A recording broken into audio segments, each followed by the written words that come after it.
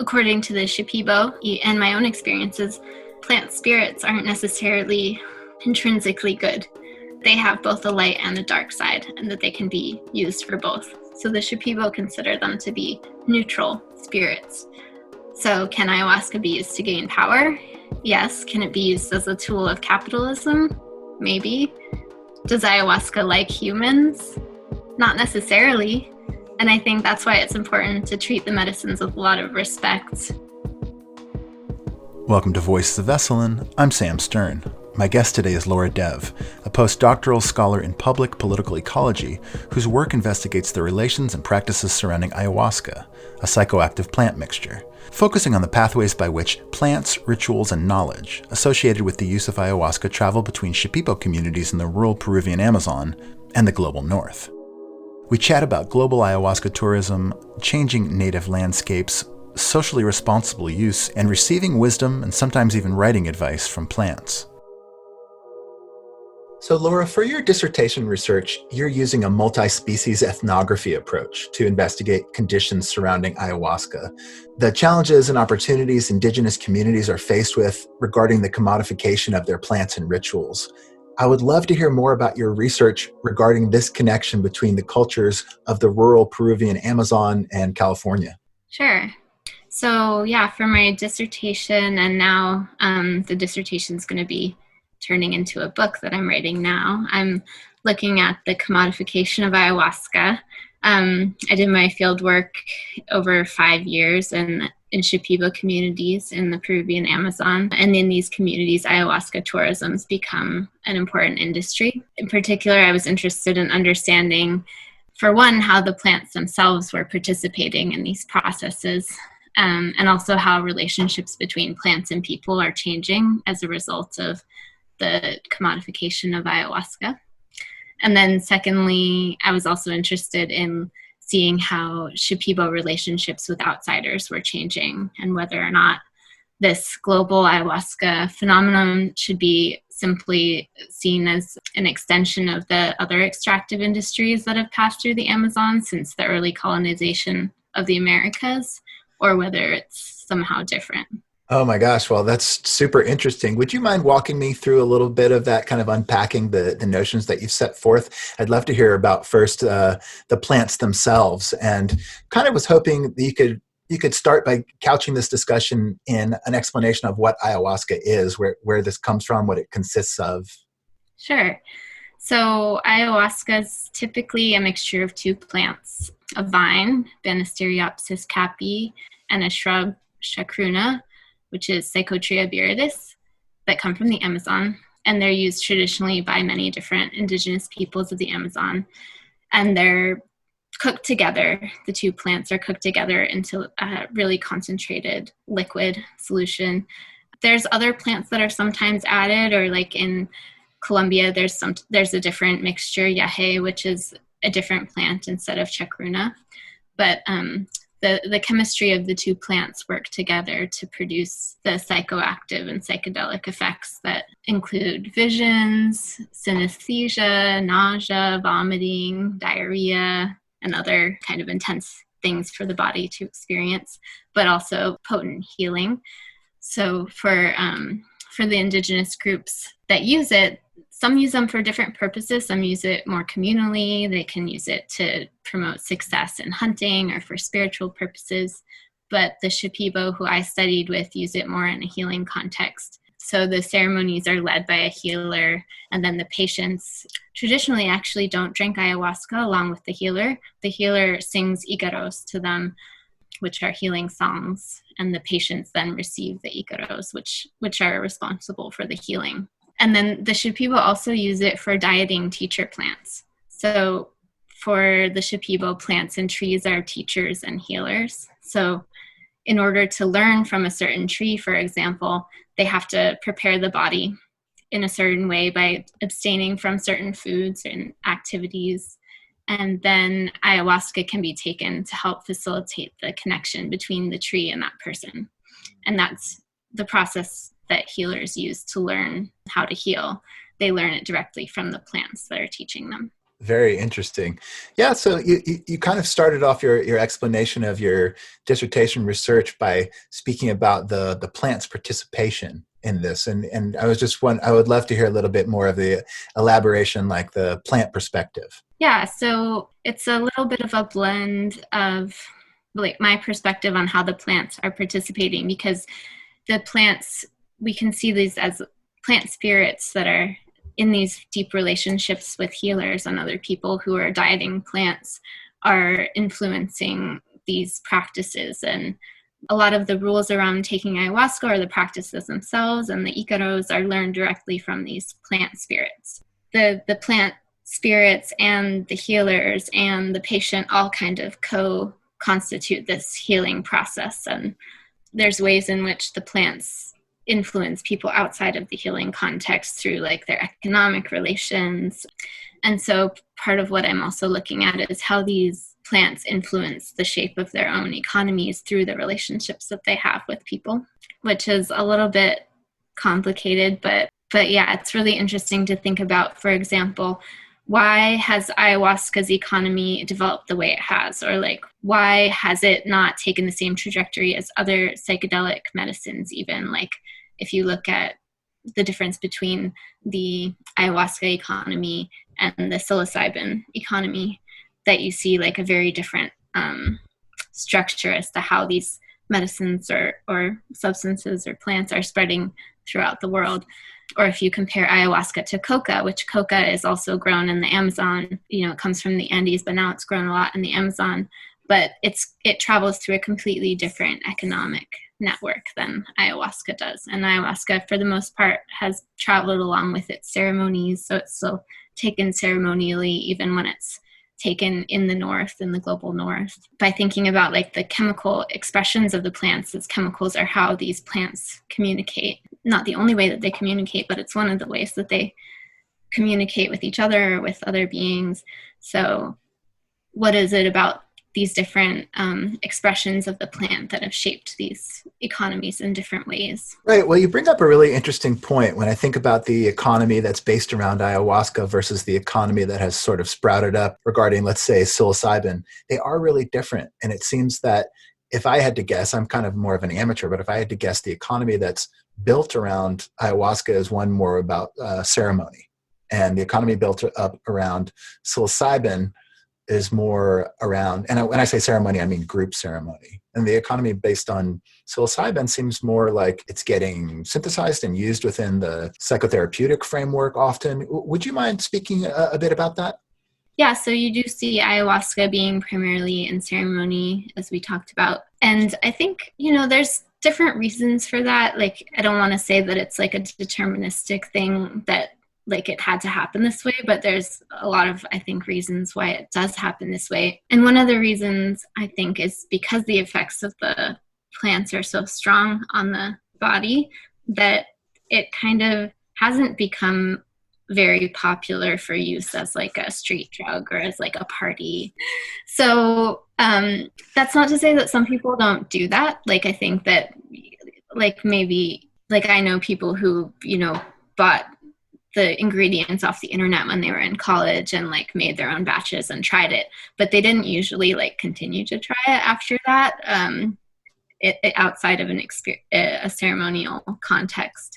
And so I think partly that, and also partly because of the way that it's become popular globally, or like the media attention that it's gotten has been through these ceremonies that are often indigenous, but there's also a lot of other different types of ceremonies that have spread throughout the world, and also like new types that are continuing to arise around the use of the plant. So I think that makes it really different when we think about economies, because it's not just the plant materials that are passing hands, but also these like ceremonial expertise, and that requires a lot of logistics to transport. Also, part of it is like it's not very easy to mass produce. The vines require trees to climb. They grow in specific habitats. It's not that easy to domesticate the vines or to like plant them in a monoculture, whereas psilocybin you can grow in your bedroom if you want to. So there's all of these kind of different aspects as to like the ecology of the plants, the relationship it has with bodies, and then also its cultural context and cultural relationships that have grown around it that affect these economies and how they're working.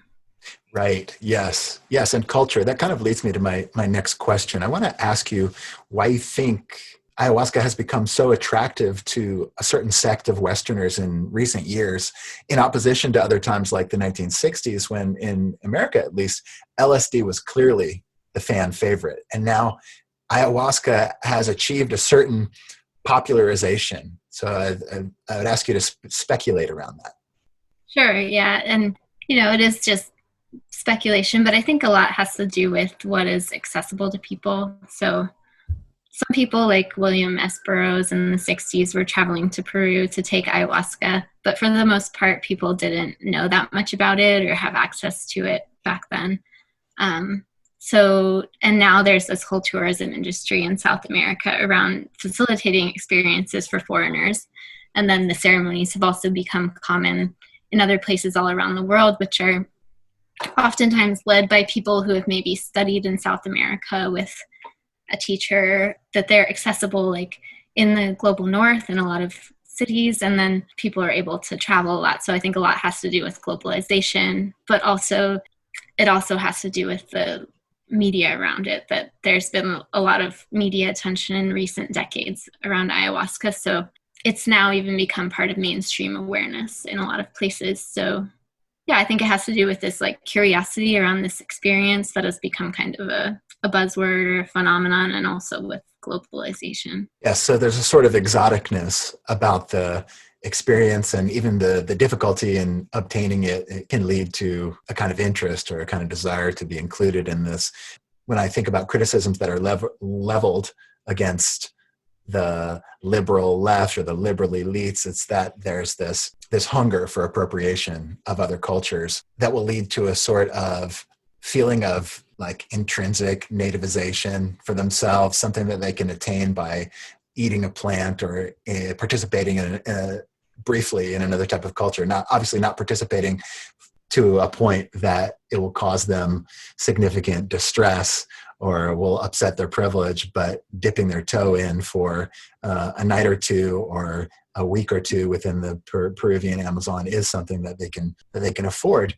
So yeah, I would love to hear you talk a little bit more about global ayahuasca tourism, when it started, how it works, and what are some of the effects of it. Sure. Yeah, great questions. So as I mentioned, the tourism is a phenomenon where people from all over the world are traveling mostly to South America to participate in ayahuasca ceremonies, which has been interrupted by COVID, of course. But prior to COVID, there was this kind of growing wave of tourism, probably since over the last couple decades, especially. I'm not sure exactly when it started increasing, but I think it's been steadily increasing over the last few decades. And ayahuasca centers have popped up in many places in the Amazon, like Iquitos especially, in Peru at least, and then there's other places in Brazil and Ecuador and Colombia. But these centers are often run by foreigners, not all the time. There's also some that are run by locals, and then some that are run by indigenous healers. Those are often in their own communities that they're able to grow their own businesses. And that creates this other interesting phenomenon where you have these very small rural indigenous communities, and you have like a steady stream of outsider tourists coming into these communities. And that has all sorts of different types of effects in the communities. Well, yeah, I'd love to hear about some of the effects, both positive and negative, that are generated within these cultures. I mean, I assume that's some of the focus of your research is to get into the specific positives and the specific negatives, which I imagine are somewhat significant. Yeah, so most of the indigenous communities of the Amazon and worldwide are poor by their country's standards, and they experience structural and overt racism within their countries, and they lack access to good jobs. income from tourism can be really important for people's livelihoods, and it sometimes provides alternatives to industries like logging, for which for a certain period of time might have been the only jobs available to people in the Amazon. There's also so much lack in many of these communities that the amount of money earned from the tourism is only enough to really cover people's subsistence, but not enough to generate real capital. So there's a thing where tourists come in and maybe pay for ayahuasca ceremonies, but then that only really provides enough income for those specific families for maybe a number of months during the year. Because it's also, there are certain months during the year where it's not very hospitable, like during the rainy season. There's not a high tourism industry. Yeah, it's hard for people to get ahead. It's hard for people to actually form businesses that are generating actual real sustainable benefits, even for the families that are benefiting. Furthermore, since only some of the families are benefiting, it can also create more inequality and disparity within the communities to have income coming into just certain families. But in the best instances, the presence of outsiders can be positive for the whole community, like when they're really engaging in the struggles of the community through things like helping supply clean water for the community through a water filtration system that they set up, or helping to supply the local health post with medicines, or other kind of community projects that are things that maybe the whole community needs and is asking for, and that these foreigners are sometimes able to pool together their resources to make these things happen. And so I think that's one of the really positive things that can come out of it, although arguably should that be how it's happening? Should the Peruvian government be supplying more resources for the communities? That's a whole other issue. But I think it can be a positive thing for these communities. But then and then also in Shipibo communities, a lot of income is gained through selling artisania, which is the embroidery work that's done by the women. And they're basically reliant on tourists to buy the artisania, which is important because it often is the only source of income for families that don't have other means. The downside is that when they're reliant on tourists for even these basic level of income, that when it's the off season or when something like COVID happens and this income goes away, that people's livelihoods suffer immensely, and it's not really a sustainable solution for the communities. Very tricky and very complex. I have a Shipibo vest that I got at a festival. You could say that the festival represented the, anthropological group that I belonged to at the time, which is sort of the, liberal, weirdo, hippie, new age, Burning Man, whatever. It was Symbiosis, I think, or something like that. And bought the Shipibo vest jacket for $185, obviously not from somebody from Peru. It had been made by somebody from Peru, but a member of somebody from my class or anthropological subset had gone there and bought it for, $30 or something, and then upsold it to me for the difference. It's just it's super interesting the way that these things work, and it kind of brings me back to the way that you introduced your research with the question around, does this type of engagement replicate a kind of extractive actions around the Amazon as well?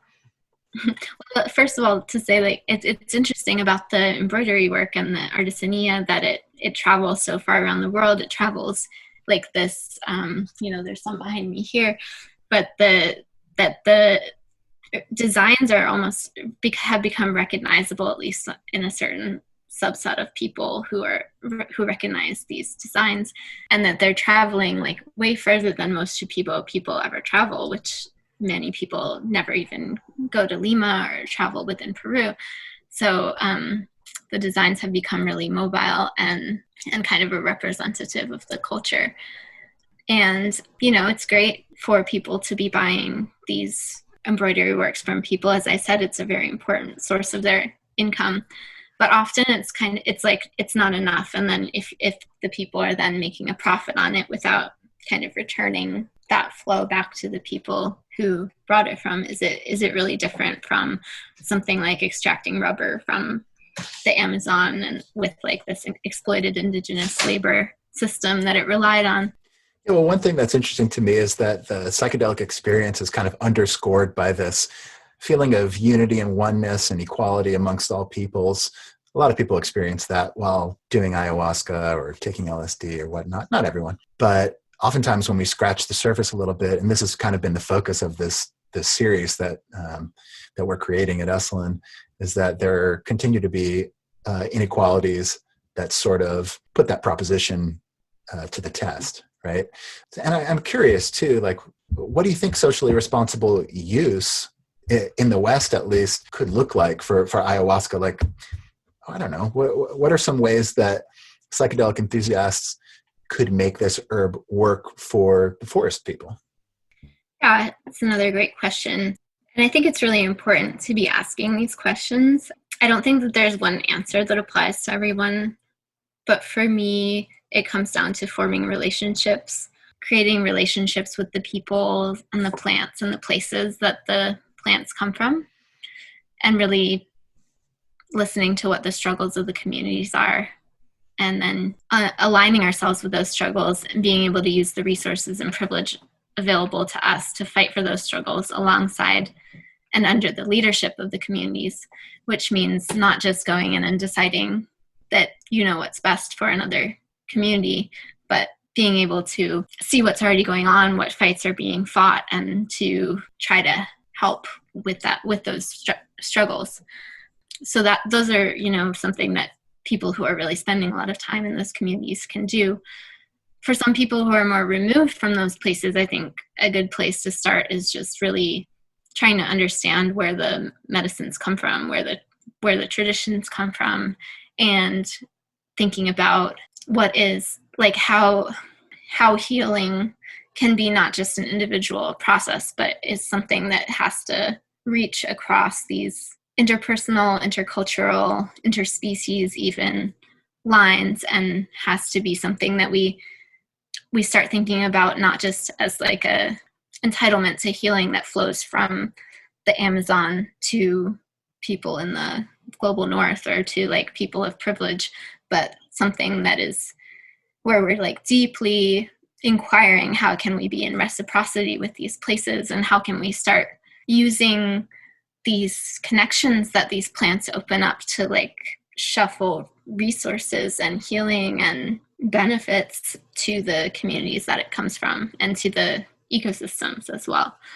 So, I mean, for some people that could also just look like maybe a good place to start is to be donating to organizations who are already working in good ways to benefit those communities. But yeah, when thinking about the distribution of healing resources that are being directed toward outsiders, at the minimum, I think we need to be thinking about how can we ensure that Indigenous communities have access to clean water, to healthcare, how can they benefit from their own ancestral healing practices, that it's not just outsiders who are learning those practices and receiving healing, but helping to ensure that they're being practiced and passed on within the local communities as well, and making sure that the plants are still around, that they're not being extractively harvested from the local ecosystems, and that they're also being learned about by young people there. Yeah, like the COVID crisis really highlighted a lot of the health inequalities in the communities. The effects of the virus continue to be really devastating for many Indigenous communities in the Amazon.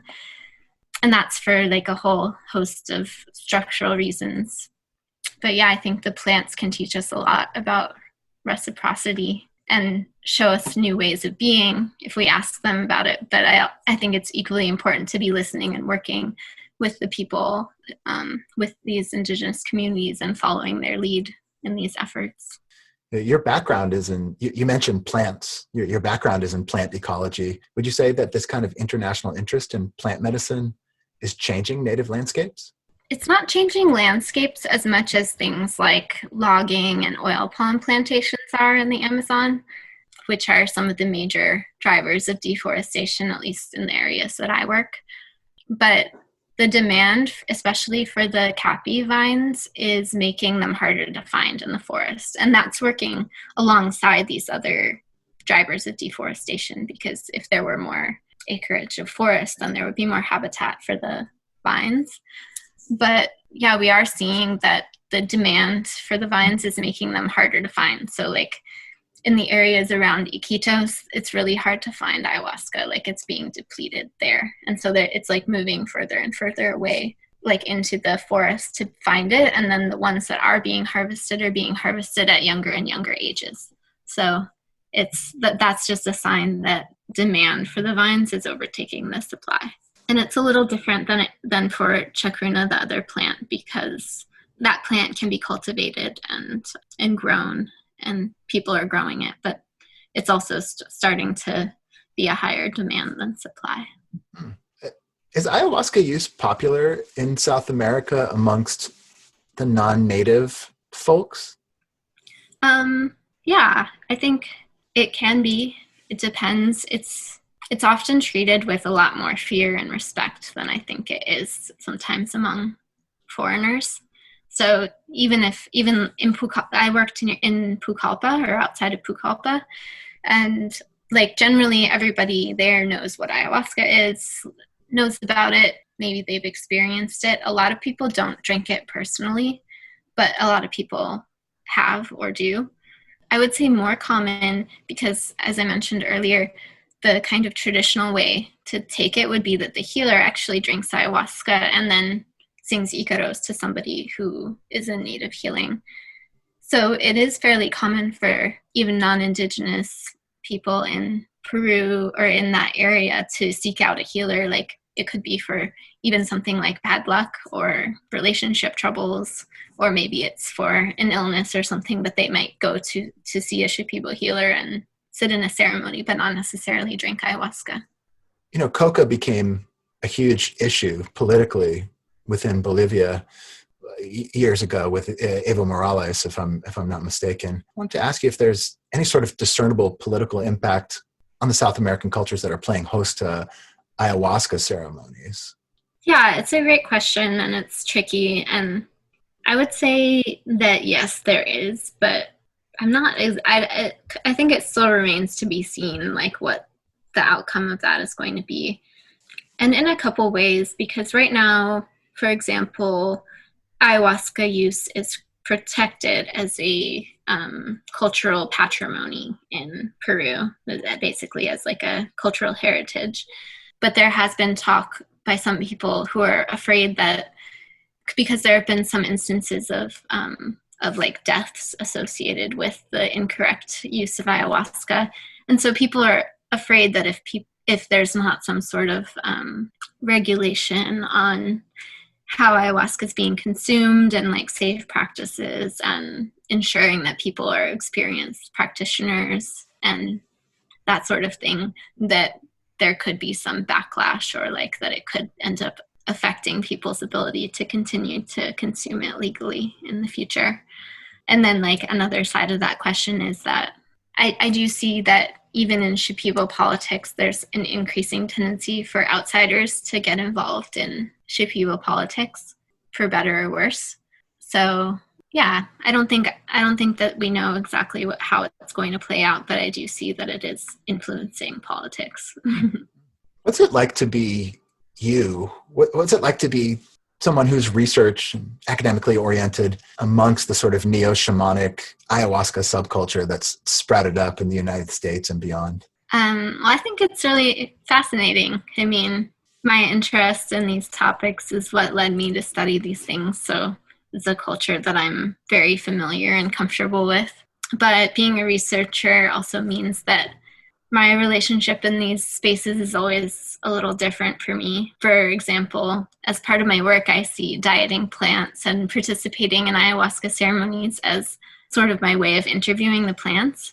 So that means that when I'm participating in ayahuasca ceremonies, it's not just about my personal healing. Like I'm also like observing the entire kind of ethnographic experience, but I'm also many times asking my plant teachers for help with my work.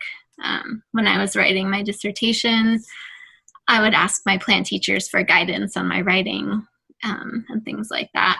And it also means that when I'm in the community, even though I might be doing diets and ceremonies along with the ayahuasca tourists, that sometimes I'm also waking up early to do interviews with people in the community or have meetings with various committees that I'm working with. So I think it just kind of means I play a bunch of different roles. And overall, I think it's really interesting work, and I've made a lot of very, very interesting and beautiful friends through doing it. So, does writing feedback from your plant teachers sound like, or what kind of form would it take? like, I think the first time I asked them for help, it was like I was about to give some presentation on my research that I'd never talked about my research before in an academic setting. And so I was in ceremony, and I was asking my plant teachers, like, please help me, like, what should I say in this presentation? And then they were like, tell them that you asked us. Tell them that you asked us for advice. And so, so I was like, okay. So then I did. I told that in the presentation.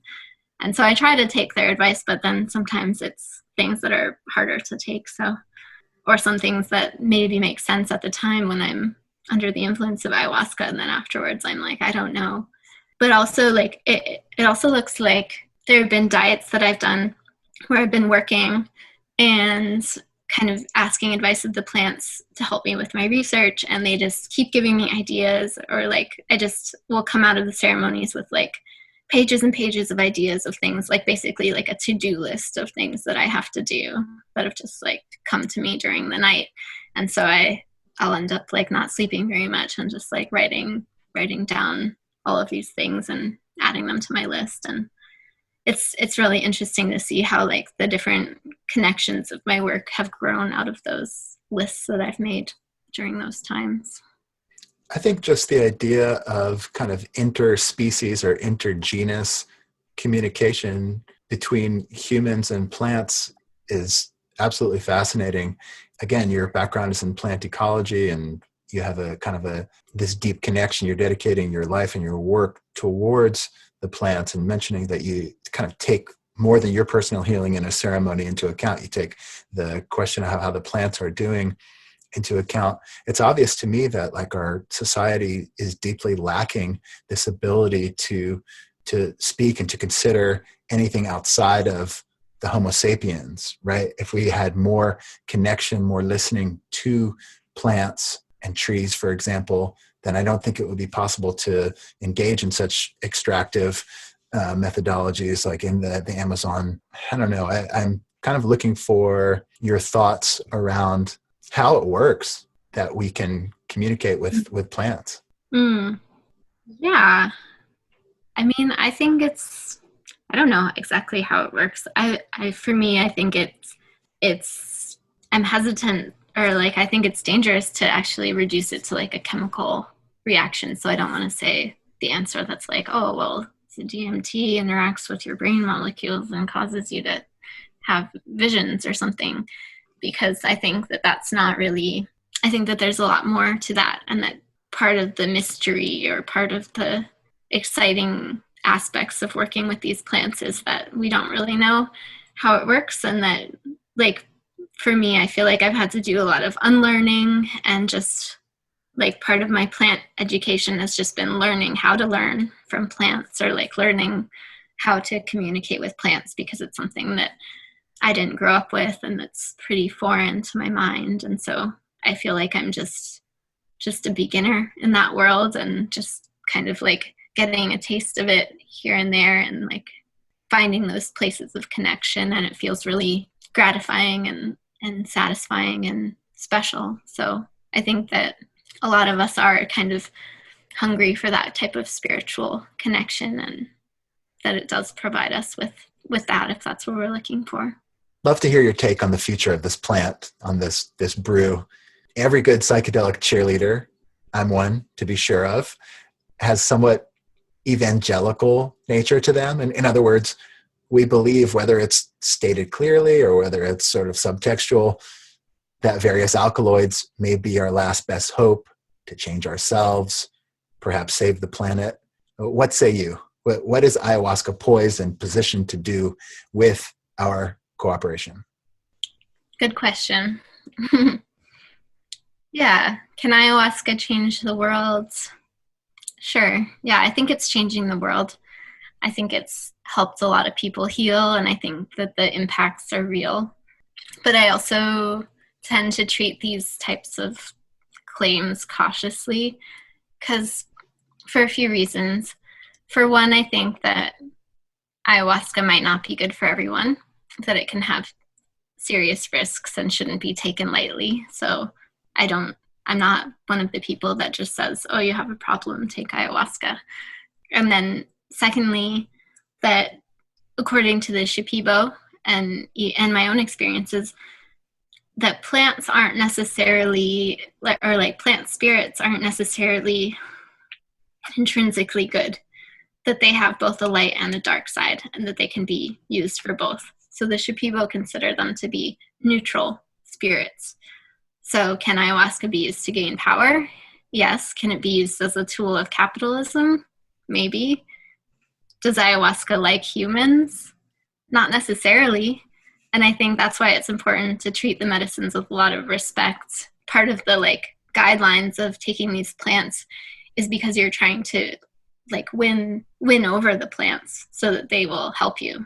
But if you don't respect the plants, they can actually harm you and wreak havoc. And on the other side, if you come to them with intentions to do harm, that's how shamanic warfare works in the Amazon, is that they use the powers of plants to cause harm to other people.